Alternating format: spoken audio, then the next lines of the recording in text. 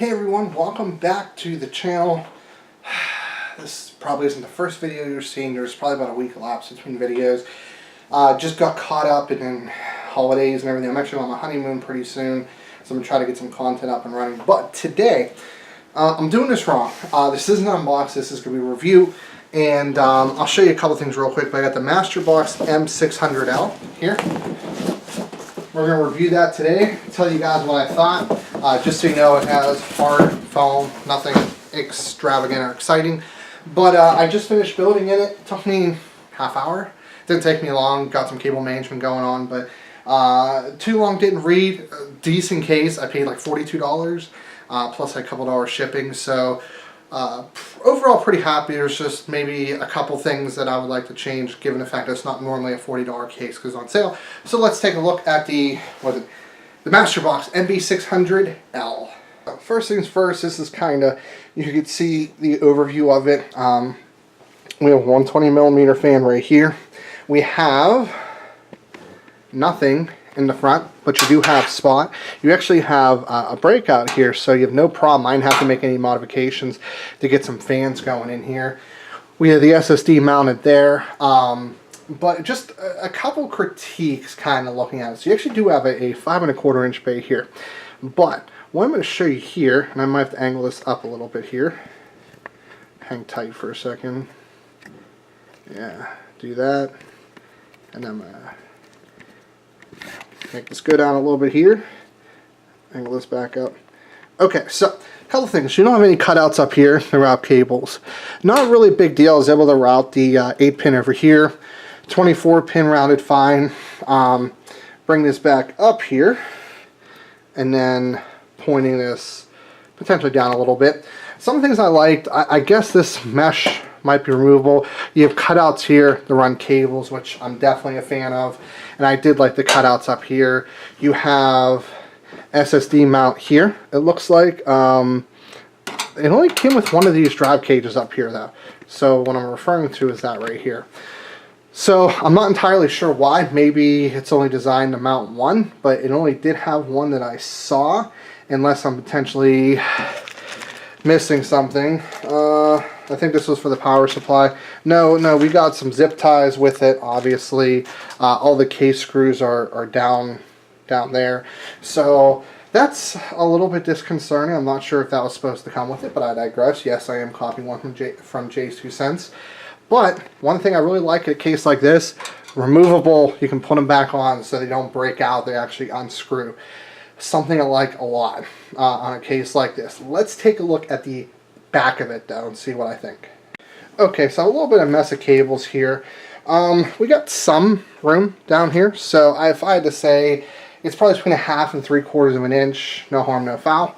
The back, this does unscrew back here. The power supply, so you can mount the power supply to the bracket, then in here. Definitely a plus here. Cable tie downs. I'm not utilizing any of them right now because I'm just doing some testing, but you got some, oh god, you got some along here, around here, up here, which, oh, you know what? I apologize. I'm going to have to reroute this cable. There is a spot. Let me move up the camera here. It's very hard to tell, but there's a spot here. It looks like it's not going to be easy, but it should be doable. You have down here 2 hard drive cages, so you know, that's pretty standard. I would have liked to see these grommeted though, those holes, but you know, again, a $40 case.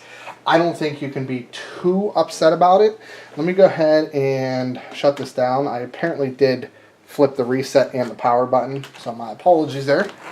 But we're going to take off the front panel, and let's see how we do that. Yes, just like that. One thing okay, I know I'm being picky, but here, let me move the camera back a little bit so you guys can see here. I'm actually going to have to lift this up and then point it down. So, cables are attached. Not a fan, I'm really not, but so be it. And airflow isn't fantastic on this case, so I would just go to say if you're doing a really high-end build, you know, no air's coming through here. It's actually relying on the bottom vents, and then these side vents. So definitely airflow is a little bit of a struggle in this case. I'll show you here. You don't have anything up top. Again, a $40 case. So, this build is definitely going to be good for, on the mid, lower mid entry level computers. Looks nice. It honestly was pretty easy to build in. Overall, I'm going to say, other than the fact that I haven't tested the airflow yet, I'm not going to give it a rave review, but I might speak to it later in another video, but let's go ahead and wrap this up. So, conclusion time. The Master Box, what's it, MB? Yeah, HB600L. I don't want to say don't buy it, but essentially that's my consensus. So, a couple things I might have missed earlier. It has USB 3.0 in the front, which is a plus, no USB 2. It's a good layout. I mean, it was really easy to cable everything. I liked working in it. I mean, honestly, if it wasn't for one big factor, and that's cooling, I would be all over this. So let me explain. We are IBIS64. Now, part of this has to do with GPU fan curve, so keep that in the back of your mind.